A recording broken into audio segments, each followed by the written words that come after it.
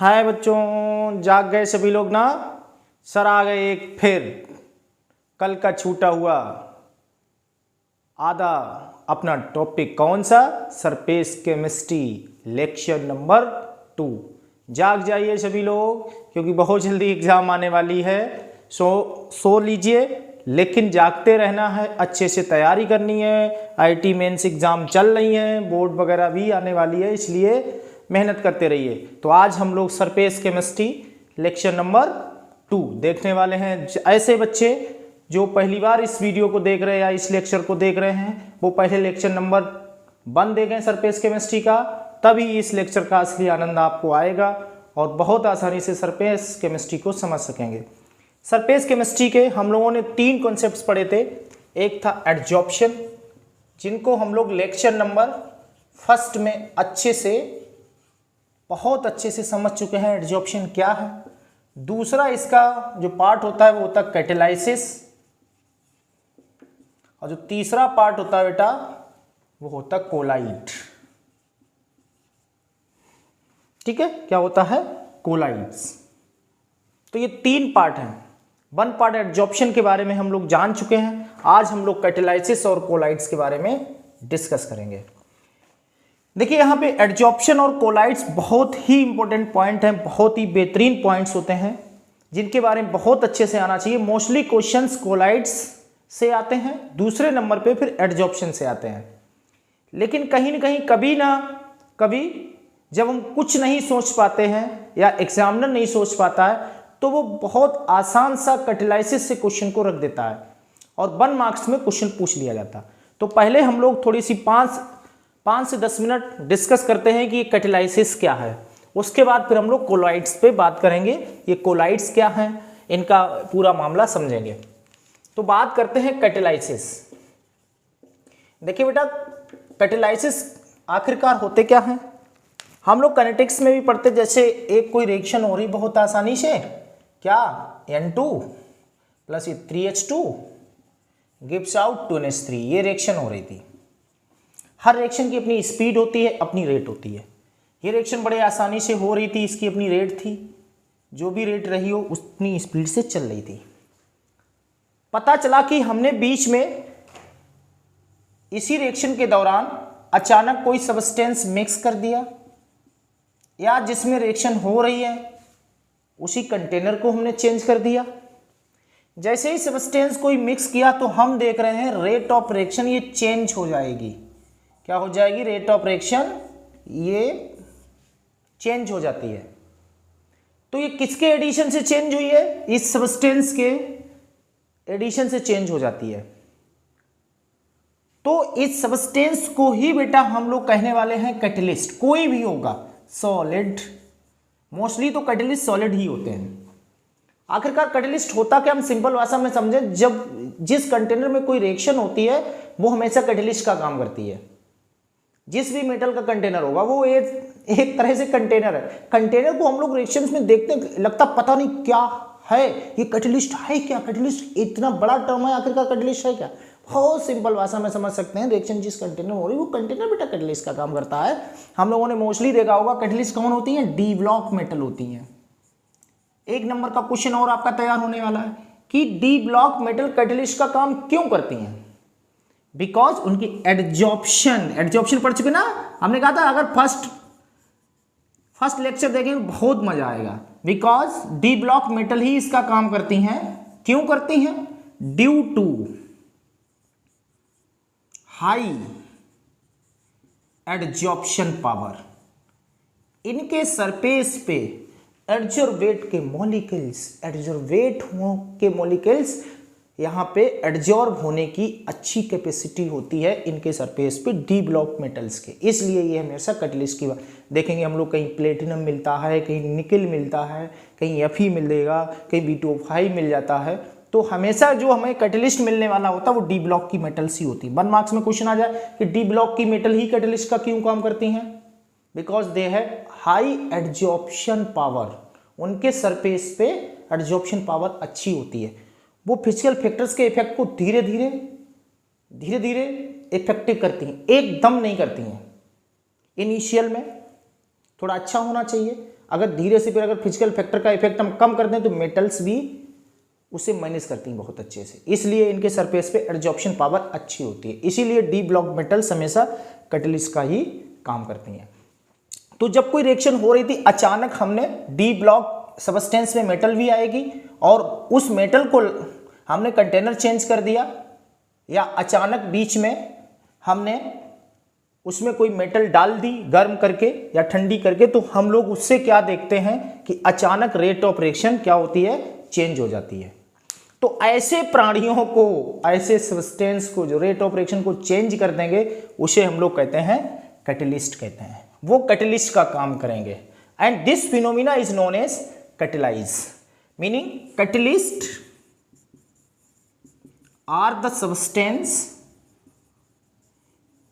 are the substance which catalyze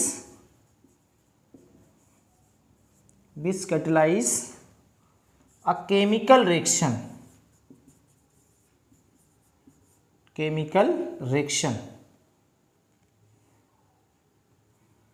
catalyst or catalyze a chemical reaction, catalyst which are the substance which catalyze a chemical reaction। वो ऐसे substance होते हैं एक जो chemical reaction को catalyse करते हैं। कैटेलाइज का मीनिंग होता है केमिकल रिएक्शन को चलाते हैं, रन करते हैं, उसे कहेंगे हम लोग कैटलिस्ट। तो हर रिएक्शन में हम लोग जगह जगह देखते हैं प्रेजेंस होती है, जैसे इसी रिएक्शन में Fe की प्रेजेंस होगी तो Fe किसका वर्क करेगा, कैटलिस्ट का वर्क करेगा। क्लियर हुआ? तो कैटलिस्ट रेट ऑफ रिएक्शन पे फर्क डालते हैं और बेटा किसी पे फर्क नहीं डालते हैं, याद रखिएगा।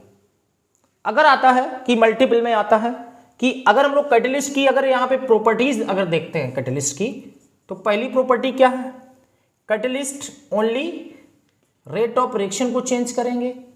Catalyst only change the rate of reaction, और कोई दूसरा काम नहीं करते हैं, ये याद रखिएगा।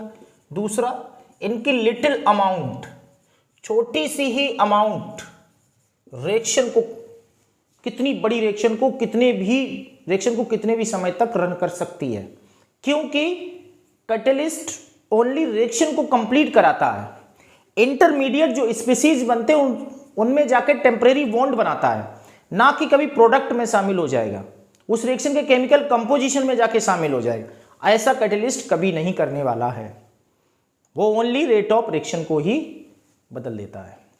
तो आखिरकार ऐसा कैटलिस्ट यहां पे सर कर क्या देता है जो रेट ऑफ रिएक्शन चेंज हो गई? देखो बेटा, हर एक रेट ऑफ रिएक्शन की अपनी सीमा होती है। किस तरह से होती है सर? सीमा मीनिंग लिमिट, सीमा कोई और नहीं आ गया, सीमा मीनिंग क्या है, लिमिट होती है। कैसे लिमिट होती है? जैसे एक तरफ रिएक्टेंट्स हैं, एक तरफ प्रोडक्ट्स हैं, ये इस तरह से रिएक्टेंट्स एंड प्रोडक्ट्स। तो हमें पता चला कि रिएक्टेंट्स इस तरह से प्रोडक्ट्स का फॉर्मेशन कर रहे थे, और ये जो पॉइंट होता है इसे हम लोग कहते हैं एनर्जी बैरियर। एनर्जी बैरियर क्या होता है बेटा कि ये जो रिएक्टेंट है अपने इनएक्टिव फॉर्म से एक्टिव फॉर्म में पहुंचने के लिए जिस एनर्जी की रिक्वायरमेंट होती है, जितनी एनर्जी की, उसे कहते हैं एनर्जी ऑफ एक्टिवेशन। और ये लगभग हर रिएक्शन की सेट होती है। हम देखते नहीं यार, ये दाल बनेगी इतनी सीटी लगा देना, चावल बनेंगे इतनी सीटी लगा देना, लगभग में अंदाज है ना एनर्जी का। इसी तरह से हर रिएक्शन की अपनी एनर्जी ऑफ एक्टिवेशन होती है, जिसमें हर मॉलिक्यूल जो इनएक्टिव फॉर्म होता है धीरे धीरे एक्टिव हो जाता है, और यहाँ पे energy barrier meaning intermediate state को पूरी तरह से गेन कर लेता है। उसके अटेन जैसे ही इंटरमीडिएट स्टेट को कर लेगा, एक्टिव हो जाते हैं सारे मॉलिक्यूल्स, उसके बाद ये प्रोडक्ट्स में आसानी से कन्वर्ट हो जाता है, एनर्जी बैरियर को क्रॉस कर जाता है। तो हर रिएक्शन की अपनी एनर्जी बैरियर होती है। सपोज दैट कोई कैटलिस्ट हमने मिलाया, तो उसमें क्या हुआ कि यहां से रिएक्टेंट स्टार्ट हुआ और वो यहां तक गया ही नहीं, और इस तरह से उसने प्रोडक्ट बना दिया यहां पे। सर अब तो एनर्जी बैरियर यहीं रह गया, और पता चला एक कैटलिस्ट मिलाया हम लोगों ने तो ये उससे ऊपर निकल गया और ये प्रोडक्ट और देर में मिला। देख रहे हो ना, यहां पे प्रोडक्ट पहले ही बन गया, जल्दी मिल गया, तो ये पॉजिटिव कैटलिस्ट है। ये किसका काम करेगा? पॉजिटिव कैटेलिस्ट का काम करेगा। और यहां पे एनर्जी बैरियर और बढ़ गया, और ज्यादा एक्स्ट्रा एनर्जी की देर बनेगा, तो ये होगा, ये नेगेटिव कैटेलिस्ट का काम करेगा। किसका काम बेटा करेगा? नेगेटिव कैटेलिस्ट का। तो ओवरऑल ऐसा, अब यहां पे स्पीड कम हो गई क्योंकि उसे उतनी एनर्जी नहीं चाहिए थी जितनी वास्तव में चाहिए होती, कम चाहिए, तो थोड़ी सी एनर्जी में रिएक्शन यूं एकदम हो गई। और नेगेटिव कैटेलिस्ट से क्या हुआ? एनर्जी बैरियर एकदम बढ़ गया। अब एनर्जी पहले से भी ज्यादा चाहिए होगी, तो बहुत सारी एनर्जी को पहले इकट्ठा करेगा, उसके बाद रिएक्शन को कंप्लीट कराएगा, है ना। तो यहां पे एनर्जी ज्यादा, वो रिएक्शन स्लो हो जाएगी। तो ये क्या कर देता है? कैटेलिस्ट मॉलिक्यूल्स की एनर्जी ऑफ एक्टिवेशन को इफेक्टिव करता है, और जो डायरेक्ट इफेक्ट डालती है रेट ऑफ रिएक्शन पे। क्लियर हुआ? वो किस पे इफेक्ट डायरेक्ट डालती है? रेट ऑफ रिएक्शन पे इफेक्ट हमेशा डालती है डायरेक्ट। क्लियर? तो इस चीज को हम लोग बहुत अच्छे से याद रखेंगे कि यहां पे जो कैटेलिस्ट रेट ऑफ रिएक्शन को चेंज करता है, बट वो रेट ऑफ रिएक्शन किसकी वजह से चेंज होती है? तो याद रखेंगे एनर्जी ऑफ एक्टिवेशन की वजह से चेंज। एक्टिविटी, जल्दी मॉलिक्यूल से एक्टिव हो गए, रिएक्शन क्या होगी? बढ़ जाएगी। धीरे धीरे एक्टिव होंगे, रेट ऑफ रिएक्शन स्लो हो जाएगी, है ना। तो डायरेक्ट इफेक्ट पड़ेगा रेट ऑफ रिएक्शन पे। तो मीनिंग देख सकते हैं यहां पे एनर्जी ऑफ एक्टिवेशन पे। 1 मार्क्स में मल्टीपल के लिए तैयार रखिएगा, रेट ऑफ रिएक्शन को चेंज करेगा, और ये चेंज किस वजह से होता है? एनर्जी ऑफ एक्टिवेशन की वजह से होगा। मीनिंग जो चेंज होता है रेट में, वो रेट ऑफ रिएक्शन बढ़ भी सकती है, वो रेट ऑफ रिएक्शन स्लो भी हो सकती है, इंक्रीज भी हो सकती है स्पीड उसकी, और कम भी हो सकती है, दोनों काम हो सकते हैं। किसकी वजह से? कैटेलिस्ट की वजह से। तो कैटेलिस्ट क्या है? ओनली रेट ऑफ रिएक्शन को चेंज करेगा, और वो भी किसकी वजह से चेंज करेगा?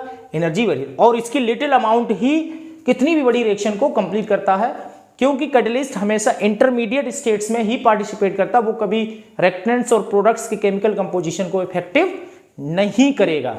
इन सारी चीजों को आप लोग जल्दी से स्क्रीनशॉट ले लीजिए और नोट कर लीजिए। इसके आगे फिर हम लोग बढ़ते हैं, फिर इसकी कुछ मुख्य पॉइंट लिख लो। ओके, हो गया? स्क्रीनशॉट लीजिए। चलिए आगे बढ़ते हैं, आगे चीजों को समझेंगे, देखेंगे बहुत आसानी से, बहुत आसानी से हम लोग समझने वाले हैं। यहां पे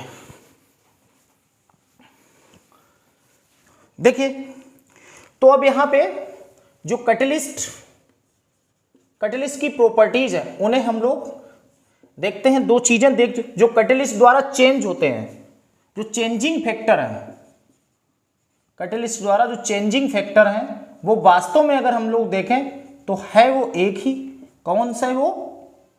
रेट ऑफ रिएक्शन या स्पीड ऑफ रिएक्शन, या फिर दूसरे टर्म में कह सकते हैं स्पीड ऑफ रिएक्शन।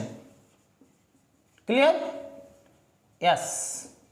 और कोई दूसरा यहां पे पोर्शन नहीं, पार्ट नहीं होगा हमारा। दूसरा क्या हो सकता है? एनर्जी ऑफ एक्टिवेशन में भी कह सकते हैं, एनर्जी ऑफ एक्टिवेशन, जिसकी वजह से रेट ऑफ रिएक्शन पे भी इफेक्ट पड़ेगा। बस दो चीजों में कैटेलिस्ट गेम करता है, जिसकी वजह से रेट ऑफ रिएक्शन चेंज होगी। दूसरा और क्या है? इसकी प्रॉपर्टी किससे चेंज नहीं करता है? ठीक, किस पे नहीं कोई इफेक्ट होता है, कैटेलिस्ट का कोई फर्क नहीं पड़ेगा। मीनिंग इसमें पहला आता है इक्विलिब्रियम स्टेट पे, कोई फर्क नहीं पड़ने वाला है किसी भी रिएक्शन की, कैटेलिस्ट का कोई इफेक्ट नहीं पड़ेगा इस पे। चेंज इन एंथैल्पी और इंटरनल एनर्जी, है ना बेटा, किसी पे कोई इफेक्ट नहीं पड़ने वाला है। मतलब delta H delta E both are equal to 0, कोई फर्क नहीं पड़ेगा। इसी तरह से थर्ड पॉइंट में और कौन सा ऐसा फैक्टर जो इसके ऊपर कोई किसी भी कांस्टेंट का फर्क नहीं पड़ेगा, चाहे वो हमारा इक्विलिब्रियम कांस्टेंट हो, इक्विलिब्रियम कांस्टेंट का भी कोई फर्क नहीं, इक्विलिब्रियम पे भी कोई फर्क नहीं पड़ेगा। चेंजिंग फैक्टर ओनली ये हैं, दीज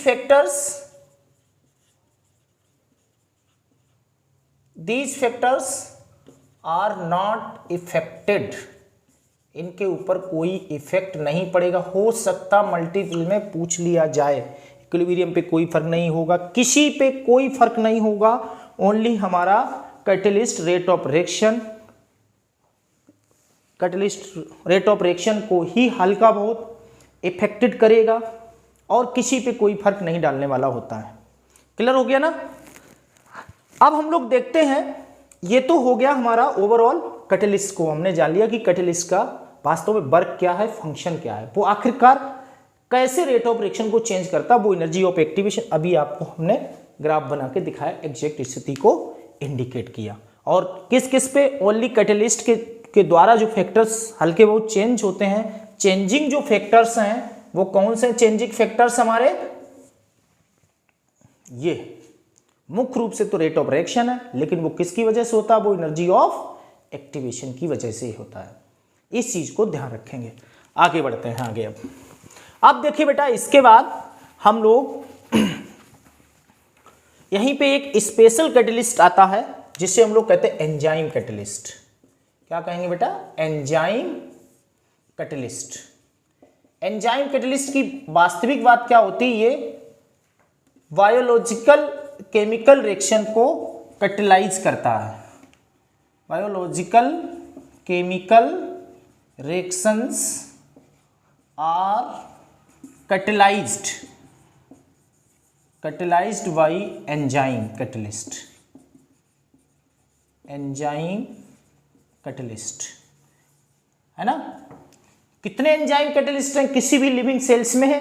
एंजाइम जो कैटलिस्ट होते हैं वो तो बराबर निकलते ही रहते हैं। अभी तक वास्तव में जो डिस्कवर एंजाइम्स कैटलिस्ट हैं वो अभी तक बेटा लगभग में, फर्स्ट पॉइंट ये हो गया, सेकेंड पॉइंट ये हो गया, सेकेंड पॉइंट लगभग 3000 एंजाइम्स की सिस्टेमेटिक डिस्कवरी की जा। इनकी एक्टिविटी नॉर्मल कैटलिस्ट की कंपेयर में activity of enzymes is 10⁶ times more compare to normal catalyst. Normal catalyst की कंपेयर में इनकी एक्टिविटी बहुत ज़्यादा होती है और ये बहुत आसानी से बायोलॉजिकल रिएक्शंस को कैटलाइज करते हैं। ये एंजाइम कैटलिस्ट होते हैं। जैसे ग्लूकोज में इन्वर्टेज, सुक्रोज को जब ग्लूकोज फ्रक्टेज में करते हैं इन्वर्टेज, माल्टेज, लैक्टेज, ये सब हमारे एंजाइम कैटलिस्ट की कैटेगरी में आने वाले टॉपिक होते हैं। ये एंजाइम कैटेगरी में है। तो यहाँ पे enzyme catalyst, the substances which are catalyze biological reactions in the living cells are called enzyme catalysts. They have very high reactivity compared to normal catalyst, लगभग 10⁶ टाइम्स। ओके, मुख्य बातों को नोट कर लीजिए। एक दो टर्म्स और सीखते हैं। जैसे आया कैटलिस्ट प्रोमोटर, क्या होता है। हमने कहा ना इस टॉपिक से कुछ ज्यादा नहीं, मुख्य चीजों को सीखना। कैटलिस्ट प्रोमोटर क्या होता है। कैटलिस्ट प्रोमोटर मीनिंग जो कैटलिस्ट को प्रमोट करें। जैसे एक एग्जांपल लिया N2+ ये 3H2। सर एक बात बताइए, हम लोगों ने कई बार देखा Fe लिखा MO लिखा, ये क्या मामला है। हाँ याद आ गया ना, ये तो कैटलिस्ट का काम करेगा और जो ये मोलिब्डेनम है ये प्रोमोटर का काम करता है। यहाँ पे किसका काम करेगा, प्रोमोटर का। ये यहाँ पे कैटलिस्ट की एक्टिविटी को बढ़ाता है। कैटलिस्ट की एक्टिविटी को इट इंक्रीज एक्टिविटी ऑफ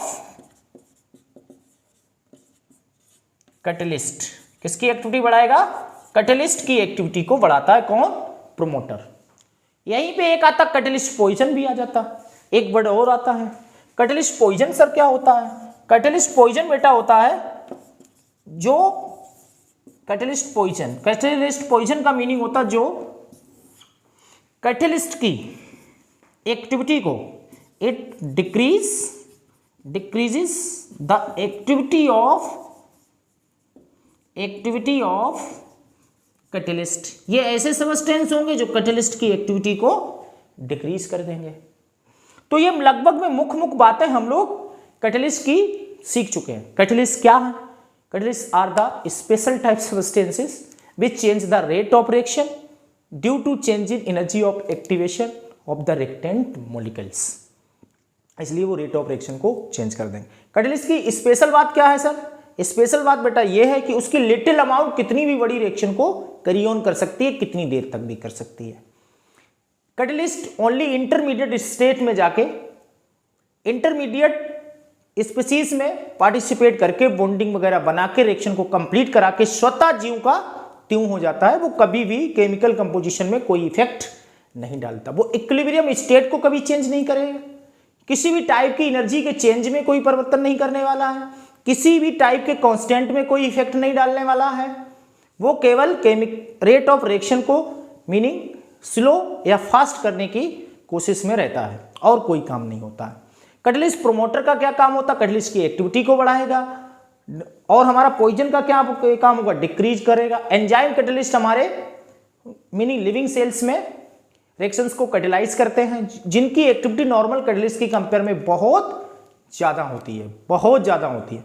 अब एक कभी कभी टर्म आता है कि सिलेक्टिविटी क्या होती है कैटलिस्ट की? सिलेक्टिविटी देखो, सिलेक्टिविटी वर्ड से ही हमें पता चल रहा है कि हमें ऐसा कैटलिस्ट सिलेक्ट करना चाहिए जिसपे होने वाली रिएक्शन के अकॉर्डिंग उसके सरफेस पे अब्जॉर्बेंट एंड अब्जॉर्बेट के बीच में सेफ सिलेक्टिव परफॉर्मेंस हो, तो वहां पे ये सिलेक्टिविटी टर्म्स हमारा यूज होता है, जिससे बहुत आसानी से एडजॉर्प्शन हो सके और बेस्ट प्रोडक्ट हमें वहां पे मिल सके। यही मुख्य कैटलिस्ट के फंक्शन है। यहीं से हमें क्वेश्चन मिल सकता है 1 मार्क्स में। आगे अब हम लोग बात करेंगे इसी टॉपिक में लगे हुए कोलाइड्स की। कोलाइड क्या होते हैं? देखिए भैया, बात करते हैं ये कोलाइड क्या है। पहली बात तो अगर हम लोग कोलाइड के बारे में देखते हैं, ये कोलाइड्स क्या है? इन्हीं कोलाइड्स को दूसरे स्टेट फॉर्म में कोलाइडल स्टेट भी कहते हैं, इसे सॉल्व भी कहा जाएगा, मतलब कई सारे नाम अलग अलग हैं। देखते हैं क्या ये कोलाइड्स। देखिए, अगर हम लोग अपने नेचर में मौजूद सब्सटेंसेस की बात करते हैं इस तरह से, तो कुछ ऐसे हमें प्राणी मिलेंगे जिनका एटॉमिक साइज बहुत छोटा होगा, मॉलिक्यूल्स का साइज बहुत छोटा होगा। ऐसे मैटर, ऐसे सब्सटेंस मिलने वाले होंगे। कुछ ऐसे होंगे इनसे थोड़ा साइज बड़ा होगा उनका, इस तरह से इनका थोड़ा बड़ा होगा, इस तरह से। ये देखिए, इस तरह से इनका थोड़ा सा साइज कैसा होगा? बड़ा होगा। और ये कुछ ऐसे होंगे इनका बहुत बड़ा होगा साइज, एटॉमिक साइज, है ना? इस तरह से देख रहे हैं ना? तो इस तरह से हमें हमारे नेचर में या अपने सराउंडिंग, अपने परिवेश में इस तरह से 3 टाइप की मोस्टली जो स्टेट्स होती हैं या हम कहें मैटर, इस तरह से मिल सकते हैं। ये जो पार्टिकल होते हैं इनका साइज बेटा 1 नैनोमीटर से लेके 1000 नैनोमीटर के बीच में होता है और इन्हें ही स्पेशल हम कोलॉइड्स कहते हैं। ये जो यहाँ पे पार्टिकल्स हैं, मॉलिक्यूल्स हैं, कोलाइडल पार्टिकल्स या कोलाइड्स कहेंगे इन्हें, जो इनका साइज 1 नैनोमीटर से लेके 1000 नैनोमीटर के बीच में लाई करेगा। कितना करेगा? 1 नैनोमीटर से 1000 नैनोमीटर तक लाई करेगा। इसके ऊपर वाले जो होते हैं इन्हें सस्पेंशन कहेंगे। क्या कहेंगे बेटा? सस्पेंशन। और इन्हें बेटा हम लोग ट्रू सॉल्यूशन कहते हैं। क्या कहेंगे इन्हें? True solution. तो इस तरह से जो कोलाइडल पार्टिकल्स हमारे होते हैं इनका जो एटॉमिक साइज होगा 1 नैनोमीटर से 1000 नैनोमीटर होगा। इस बात को भी हम लोग ध्यान रखेंगे। एक कुछ महत्वपूर्ण बातें याद रखेंगे।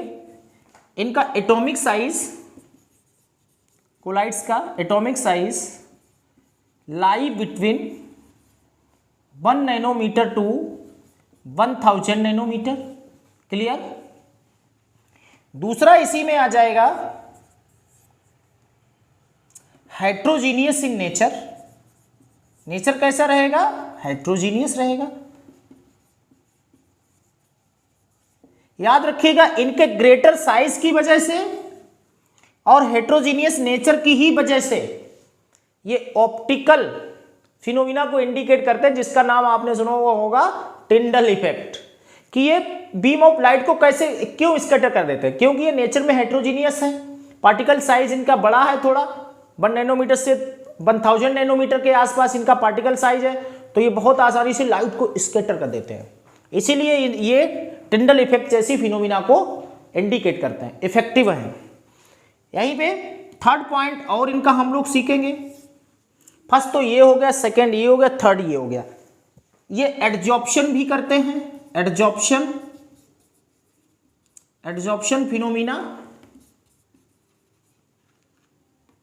Phenomena occurs by colloids. Mostly यही करेंगे बहुत आसानी से, ये कोलाइड्स के द्वारा ही करेंगे।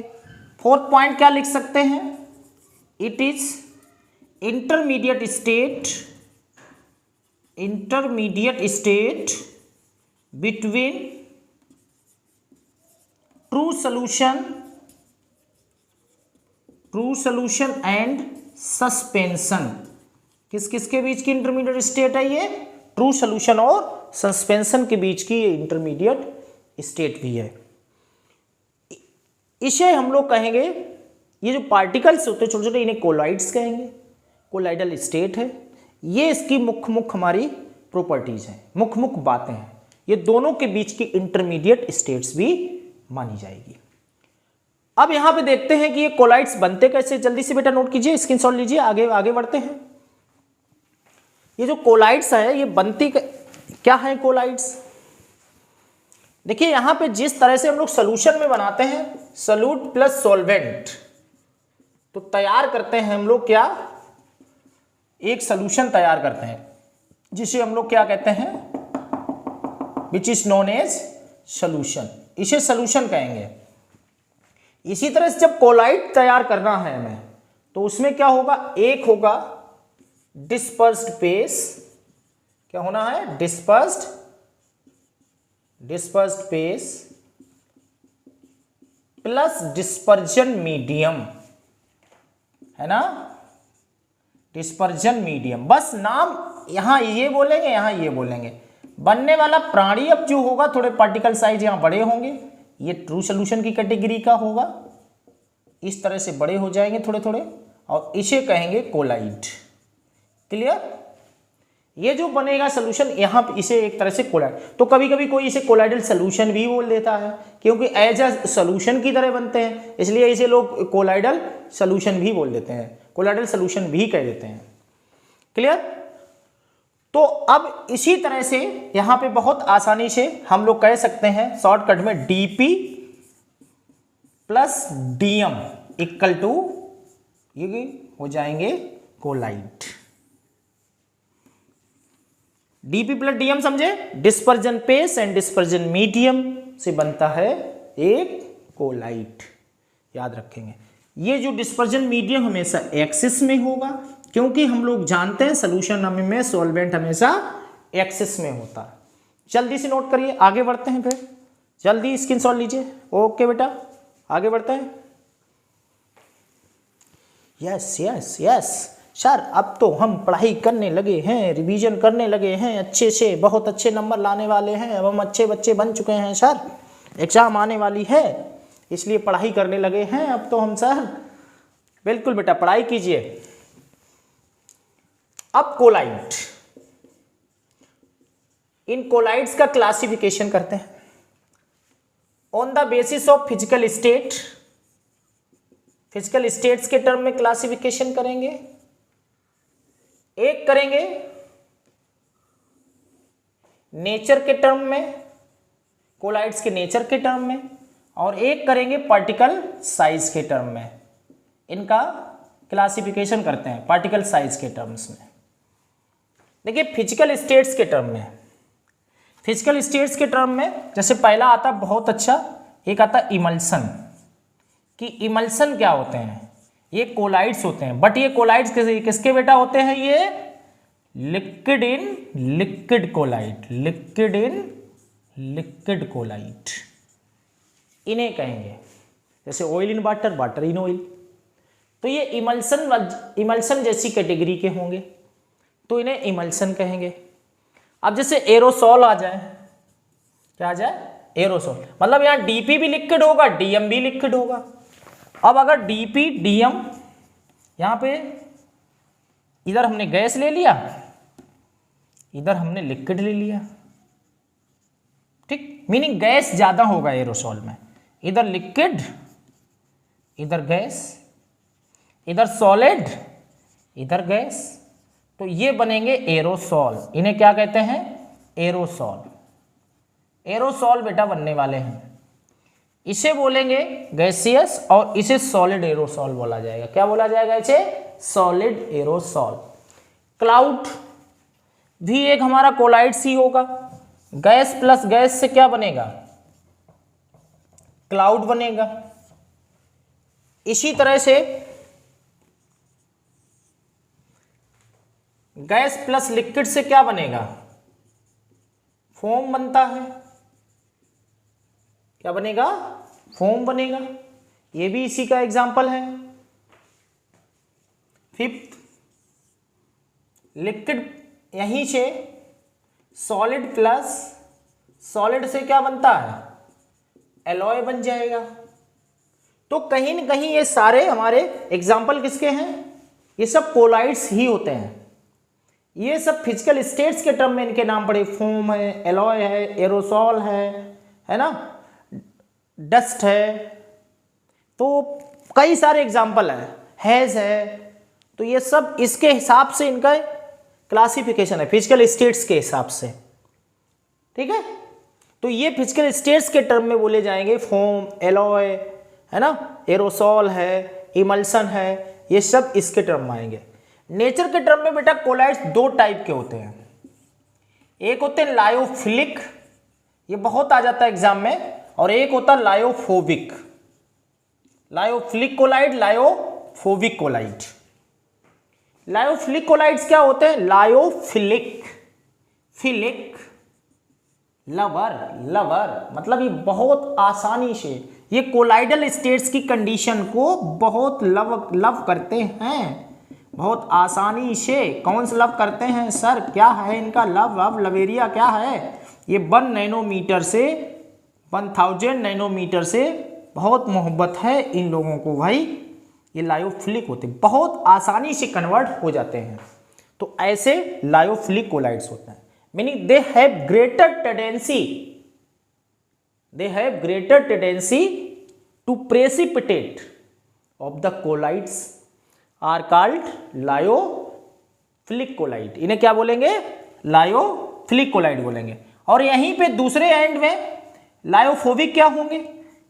ये नहीं बोलते हैं जल्दी, फोबिक है, लव पे कोई भरोसा नहीं है, ये नहीं आसानी से बनते हैं, meaning they don't have greater tendency to precipitate of colloidal solution. ये नहीं देते हैं आसानी से, इन्हें नहीं ज्यादा भरोसा है, मीनिंग ये कोलाइडल सॉल्व को अच्छे से कन्वर्ट करने की कैपेसिटी नहीं रखेंगे। ये इजीली कन्वर्ट होंगे और ये इजीली कन्वर्ट नहीं होंगे, डोंट इजीली फॉर्म। इसीलिए इनके लिए स्पेशल मेथड्स अप्लाई किए जाते हैं। क्या किए जाएंगे? स्पेशल मेथड्स द्वारा डिस्पर्जन मेथड्स, कंडेंसेशन मेथड, जैसे आपने नाम सुना होगा पेप्टाइजेशन, सुना ना? तो ऐसे सारे टर्म्स यहाँ पे यूज किए जाएंगे, ऐसी विशेष प्रोसेस का यहाँ पे प्रयोग किया जाएगा, स्पेशल प्रॉपर्टीज यहाँ पे आ जाएंगी। अब इनकी प्रॉपर्टीज अगर दोनों में अंतर लिखने को आता है, meaning they have greater tendency to precipitate of the colloids, और इसमें क्या लिख देंगे? They don't have greater tendency to precipitate of colloids, ये नहीं देते हैं। फर्स्ट पॉइंट हो गया। सेकेंड पॉइंट क्या होगा? ये इरिवर्सिबल भी होते हैं, रिवर्स हो सकते हैं, रिवर्सिबल होंगे ये, बट ये इरिवर्सिबल होते हैं, ठीक है। यहीं पे हम लोग लायोफिलिक है ना, इजिली से कन्वर्ट होंगे, इजिली से खत्म, और इन्हें एक बार कर लिया बड़ा दिक्कत हो जाएगी इन्हें। ये हमारे स्टेबल होंगे, ये अनस्टेबल होते हैं। ये इनकी जो टेंडेंसी होगी स्पेसिफिक होते हैं नेचर में, ये नेचर में स्पेसिफिक नहीं होंगे, नो स्पेसिफिक इन नेचर, है ना। ये कई सारे हमारे यहाँ पे अच्छे अच्छे पॉइंट आने वाले हैं। यहाँ पे जो बॉन्ड बनेगा मीनिंग बॉन्डिंग इजीली बनेगी, यहाँ बॉन्डिंग इजीली नहीं बनेगी।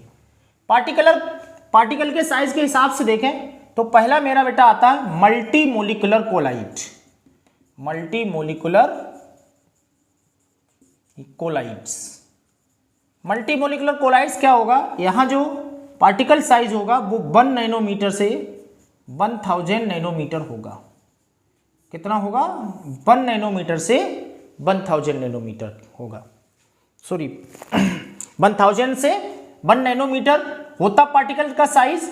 ये कोलाइड्स का साइज है, बट इनका जो साइज होने वाला है मल्टी मोलिकुलर कोलाइड्स का लेस देन 1 नैनोमीटर। 1 नैनोमीटर से छोटा भी इनके पार्टिकल का साइज होने वाला है। ये तो कोलाइड्स का आइडियल साइज है, लेकिन यहां पे इनका जो मल्टी मोलिकुलर कोलाइड्स होंगे तो इनका 1 नैनोमीटर से होगा, लेकिन प्रतीत हो रहे होंगे हमें कैसे, कोलाइड्स की तरह। तो मल्टी मोलिकुलर कोलाइड, अरे ये तो लग रहा मल्टी मतलब मिक्सअप, कोलाइडल पार्टिकल का मिक्सअप है ये, इसलिए इन्हें मल्टी मोलिकुलर कोलाइड्स बोलेंगे। यहीं से दूसरा आएगा मैक्रोमोलिकुलर कोलाइड। मैक्रोमोलिकुलर कोलाइड्स की बात करेंगे तो यहां ये बेटा कोलाइड्स पार्टिकल्स का आइडियल साइज रखते हैं, बिल्कुल आइडियल। अगर आता है कौन से कोलाइड पार्टिकल्स का आइडियल साइज रखते हैं तो वो होते हैं मल्टी मोलिकुलर कोलाइड्स होते हैं, सॉरी मल्टी नहीं मैक्रोमोलिकुलर कोलाइड्स होते हैं। ये आपके सामने है, मैक्रोमोलिकुलर कोलाइड्स होंगे। बहुत आसानी से हम लोग समझ सकते हैं चीज को, ठीक है। आगे बढ़ते हैं, नोट कर लीजिए, हो गया, स्क्रीनशॉट लीजिए जल्दी से, चलिए जल्दी, यस आगे चलते हैं, देखते हैं चीजों को, आगे बढ़ेंगे। अब यहीं पे एक कोलाइड्स और पढ़ेंगे, एसोसिएट कोलाइड्स। क्या पढ़ेंगे, एसोसिएट्स कोलाइड। एसोसिएट कोलाइड क्या होते हैं, ये बहुत विशेष टाइप के कोलाइड्स होते हैं। जैसे एक कोई कोलाइड है,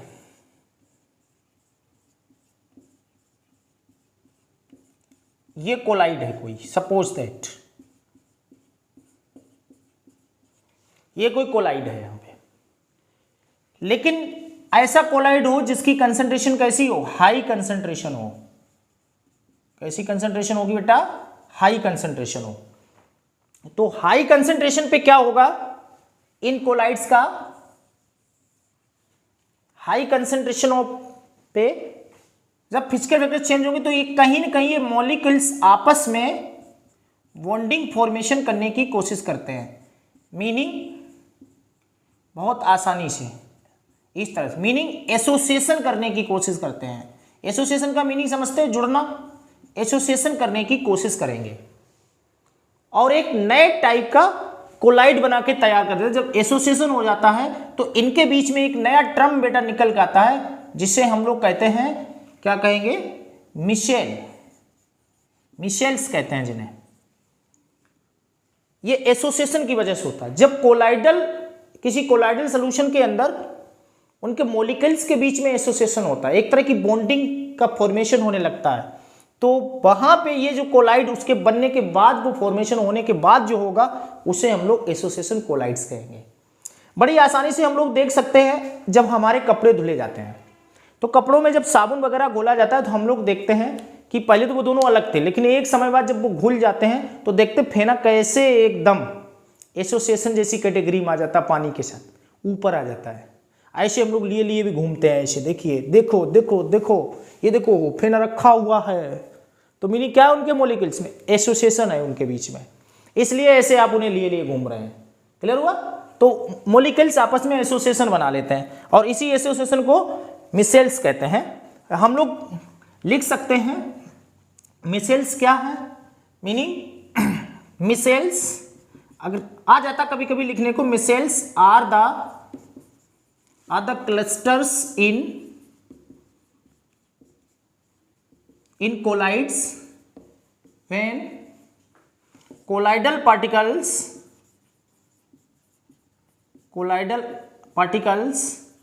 are associated associated to each other,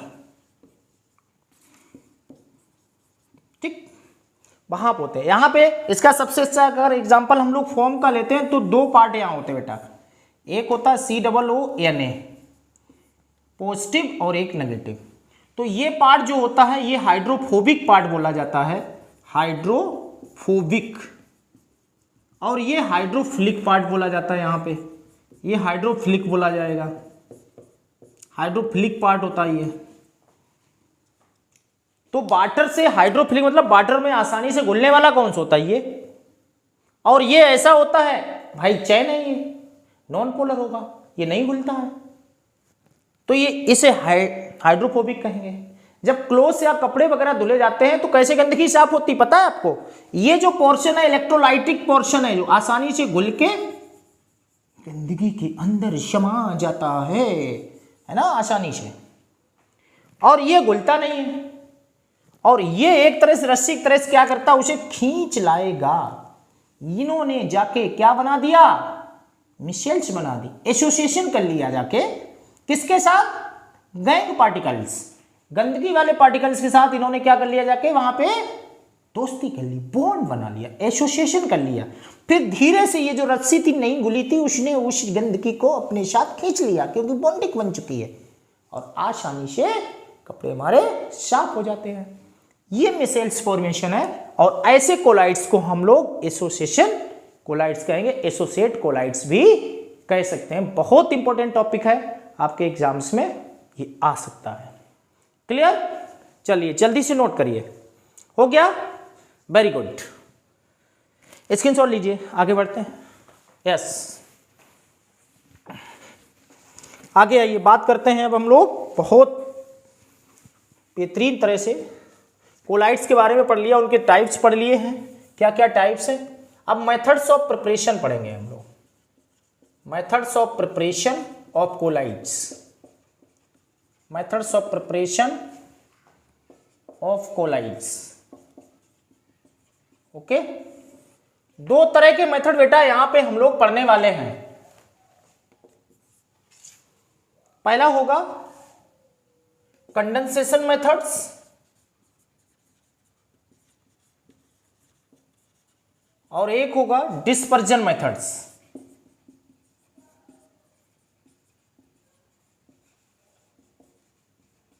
जो इंपॉर्टेंट मेथड्स हमारे हैं वो कंडेंसेशन मेथड्स होने वाले हैं यहाँ पे, कंडेंसेशन डिस्पर्जन दोनों। कंडेंसेशन मेथड्स में कई सारे मेथड्स हैं, जैसे हम लोग बात करते हैं रिडक्शन से भी बनाए जाते हैं, ऑक्सीडेशन से, सेकेंड है oxidation,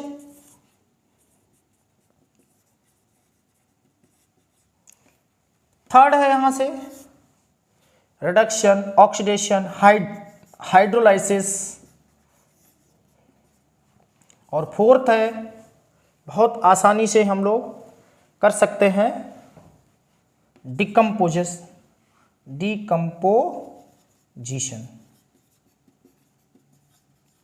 reduction method, oxidation method, hydrolysis method है डिकम्पोजिशन। इसमें बेटा सल्फर सॉल्ट तैयार किए जाएंगे, बस यहाँ कुछ ज़्यादा नहीं आता, बस ये चीज़ें ध्यान रखनी है हमें। यहाँ पे सल्फर सॉल्ट तैयार किए जाएंगे, यहाँ पे मेटल सॉल्ट तैयार होंगे। कौन सॉल्ट तैयार होंगे, मेटल सॉल्ट, और यहाँ हाइड्रोलाइसिस में हाइड्रोक्साइड सॉल्ट तैयार किए जाएंगे, हाइड्रोक्साइड सॉल्ट। मेटल सॉल्ट कौन से, जैसे गोल्ड है, Ag है, सिल्वर है, इस टाइप के सॉल्ट तैयार यहाँ पे किए जाएंगे। डिकम्पोजिशन सॉल्ट क्या है, यहाँ पे भी मेटल सॉल्ट स्पेशल तैयार किए जाते हैं। तो यहाँ पे ये हमें पॉइंट्स याद रखने हैं कि किसमें किस टाइप के सॉल्ट तैयार किए जाएंगे। ज़्यादा कुछ नहीं आता, आएगा तो क्वेश्चन 1 मार्क का यहीं से आएगा, ठीक। अब इसके अंतर्गत एक हम लोग स्पेशल मेथड्स पढ़ने वाले हैं। डिस्पर्जन मेथड में एक हम लोग पढ़ेंगे बिडिग आर्क मेथड, बिडिग आर्क मेथड। ये क्या होता है, किसी भी इलेक्ट्रोलाइटिक सॉल्यूशन में इस तरह से एनोड एंड ये प्लस एक माइनस, इस तरह से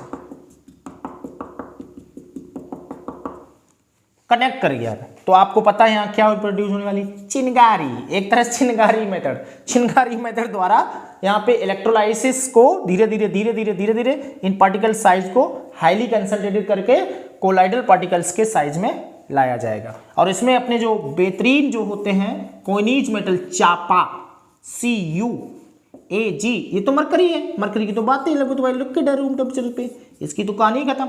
AgPt Au ये सॉल्ट तैयार किए जाते हैं, ध्यान रखें, ये यहां से सबसे ज्यादा आने वाला क्वेश्चन है। क्यों कौन? CuAgPt Au, जानते हैं ना चापा को हम लोग, Au है ना, चापा Au, AgPt ये Ag है, PT मीनिंग ये PT Au, और ये तो रूम टेम्परेचर पे हमारी मेटल है, तो इसके हम ब्रिडिग आर्क मेथड से भी तैयार करते हैं। यहाँ पे एक हम लोग स्पेशल मेथड पढ़ने वाले हैं जो बहुत ज़्यादा एग्जाम्स में आने वाला है, जो आता भी है बहुत ज़्यादा, उसे हम लोग एक नज़र देखेंगे। क्या आता है यहाँ से वो देखते हैं। वो हमारा बेटा है पेप्टाइजेशन। और आपको पता है ये जो स्पेशल मेथड्स हम लोग पढ़ रहे हैं किनके लिए पढ़ रहे हैं? लायोफोबिक के लिए। लायोफिलिक तो आसानी से बॉइल करने से, गर्म करने से, इसी से बन जाते हैं। पेप्टाइजेशन क्या है देखते हैं। पेप्टाइजेशन क्या है? जैसे सपोज दैट बेटा फेरिक हाइड्रोक्साइड का हमें सॉल्ट बनाना था, इसका कोलाइड बनाना था। जब इसे बना रहे थे हम, सोचो तो ये कोलाइड्स में इजीली से कन्वर्ट नहीं हो रहा था, प्रेसिपिटेशन नहीं कर रहा था। पता पीपीटी हम सुन ले, प्रेसिपिटेट क्या होता है सर? पीपीटी बहुत बोला जाता है, प्रेसिपिटेट जो ऑब्टेन, ऐसे याद रखो, कभी कभी आपको क्वेश्चन आती है, एक बार हमें ये काम कर लेने दो फिर बताऊंगा मैं, मतलब तब मैं अपना प्रेसिपिटेट दूंगा, मैं क्या करने वाला हूँ, एक्शन क्या लेने वाला।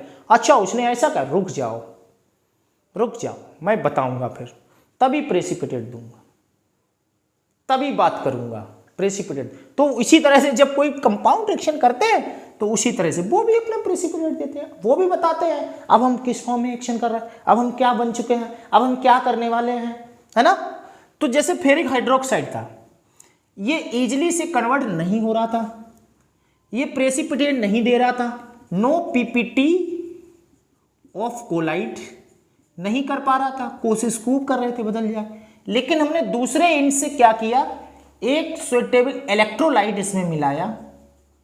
जैसे ही इलेक्ट्रोलाइट मिलाया भाई साहब एकदम क्या दे दिए, give PPT of colloid, give PPT of colloid. ये कौन सा इलेक्ट्रोलाइट मिलाया? FeCl3 का। ये इलेक्ट्रोलाइट मिलाया तुरंत इन्होंने इनके जो पार्टिकल थे वो किस में बदल चुके हैं? कोलाइड्स में बदल गए। इसका मीनिंग ये जो कोलाइड्स में नहीं कन्वर्ट हो रहा था वो किसने कन्वर्ट कर दिया आके? FeCl3 ने कन्वर्ट कर दिया आके, था किसने? FeCl3 ने। तो मुख्य रोल किसने प्ले किया यहाँ पे? FeCl3 ने मुख्य रोल प्ले कर दिया यहाँ पे, है ना। तो ये कौन है? इसी को कहेंगे हम लोग पेप्टाइजिंग एजेंट। क्या कहेंगे इसे? Peptizing agent. ये हमारा पेप्टाइजिंग एजेंट होगा बेटा, that is known as peptizing agent. अब हम लोग कह सकते हैं the freshly prepared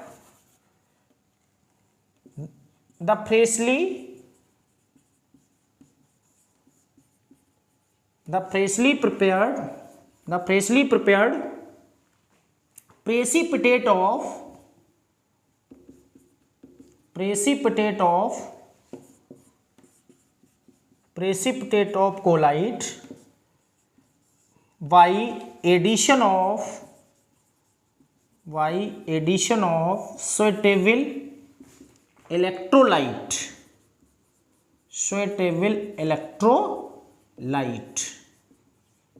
is called peptization. क्या बोलेंगे? Peptization. And electrolyte is known as peptizing agent. Electrolyte is known as peptizing agent. Peptizing agent clear. तो दैट इज पेप्टाइजेशन। किसी इलेक्ट्रोलाइट की हेल्प से, बहुत इंपॉर्टेंट एग्जाम के लिए है, आती है बहुत ज्यादा, याद रखिएगा पेप्टाइजेशन क्या है। जब भी कोई हमारा कोलाइड्स इजीली से कन्वर्ट नहीं होगा, जब किसी सुटेबल इलेक्ट्रोलाइट की हेल्प से इसे कन्वर्ट करेंगे तो उस प्रोसेस को हम लोग पेप्टाइजेशन कहेंगे। क्लियर हुआ? ओके। अब इसे लिखा कैसे जाएगा? FeOH का होल थ्राइस और इस तरह से Fe3+। ये याद दिलाता रहेगा बेटा, तुम अपने आप नहीं बने हो, तुम्हें हमने बनाया है। वो तो मानो मेरी जो हमने इतनी आप पे मेहरबानी कर दी। तो इसका मीनिंग ये पेप्टाइजेशन प्रोसेस से बना। एक चीज और याद रखेंगे, जो इलेक्ट्रोलाइट आएगा कभी भी इससे कम वैलेंसी वाला नहीं आएगा, या तो इक्विवेलेंट होना चाहिए या इसके बराबर वैलेंसी होनी चाहिए। तो ये है हमारी पेप्टाइजेशन। तो यहाँ पे कोलाइड्स के मेथड्स ऑफ प्रिपरेशन तक हम लोगों ने इस लेक्चर में कंप्लीट किया है। अगले लेक्चर में बेटा हम लोग कंप्लीट करेंगे लेक्चर नंबर, सरफेस केमिस्ट्री का लेक्चर नंबर 3, जिसमें कोलाइडल सॉल्यूशन की बेहतरीन मुख्य प्रॉपर्टीज के बारे में जानेंगे, जैसे coagulation, Hardy Schulze rule, protection, gold number, double layer concept. इन सारी चीजों को हम लोग सीखेंगे लेक्चर नंबर 3 में। तो आज इस लेक्चर के लिए इतना ही। पढ़ाई करते रहिए। और आपको पता है, अगर सिस्टेमेटिक स्टडी करनी है हमें केमिस्ट्री की, तो टेंजेंट केमिस्ट्री के जल्दी से अपने प्यारे से, अच्छे से, न्यारे से चैनल को सब्सक्राइब कर लीजिए, जिससे सिस्टेमेटिक केमिस्ट्री से आप लोग अच्छे से परिचित हो सके और अच्छे से पढ़ सके, पेपरों में अच्छे से नंबर ला सके हो। और इसमें आपको सहयोग करना पड़ेगा अपने दोस्तों का, अपने रिश्तेदारों का, और जितने भी जिससे भी जैसे कनेक्ट हो, ज़्यादा ज़्यादा शेयर करें और टेंजेंटर्स की दुनिया में एक बेहतरीन तरह से अपना बेहतरीन रिजल्ट देके नाम करें कि we are also good tangenters. Goodbye. पढ़ते रहिए। नेक्स्ट लेक्चर नंबर 3 के लिए रेडी रहिए। तब तक दोनों लेक्चर नंबर 1 और लेक्चर नंबर 2 को रिवाइज करिए। Good night.